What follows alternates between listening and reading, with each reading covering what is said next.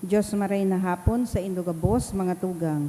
Pagirumdum po sa mga devoto ni San Lourdes Tadeo sa paglaog sa simbahan asin sa pag-atindir kang banal na misa.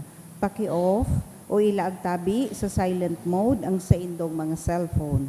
Likayan ta po ang paggamit at pag-picture o pag-text urog na sa laog kang Santa Misa.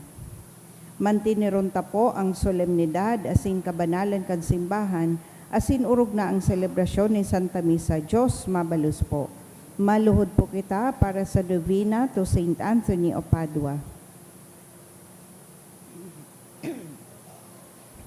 In the name of the Father, and of the Son, and of the Holy Spirit. Amen. O Almighty and merciful God, Thou hast granted to Thy beloved servant, Saint Anthony, the privilege that his devotees may find their lost things.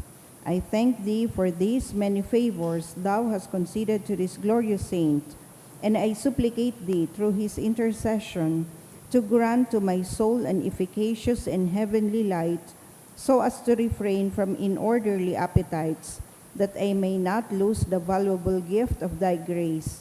And if, unfortunately, I lose it, I may soon find it again. Amen.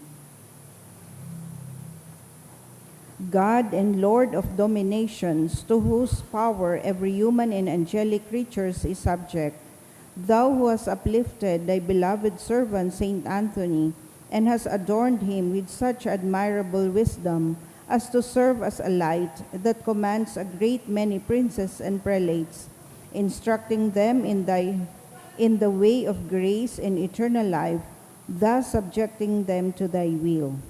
Thou who hast given to Thy saint the singular privilege of finding lost things, I give Thee boundless thanks for the many favors Thou hast bestowed on this glorious saint, and I beg of Thee, through his intercession, deign to grant heavenly light to my soul and the power to subjugate and check my inordinate appetites, that so I may follow Thy divine inspirations and never lost that most precious jewel of grace. And if, to my misfortune, I should have lost it, may I retrieve it in the quickest possible time, if that which I especially ask of Thee in this novena, before Thy greater glory. Amen. Concluding prayer.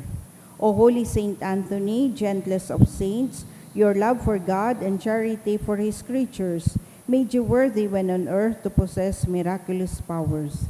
Miracles waited on your word, which you were ever ready to speak for those in trouble or anxiety. Encouraged by this thought, I implore you to obtain for me. Please mention your request.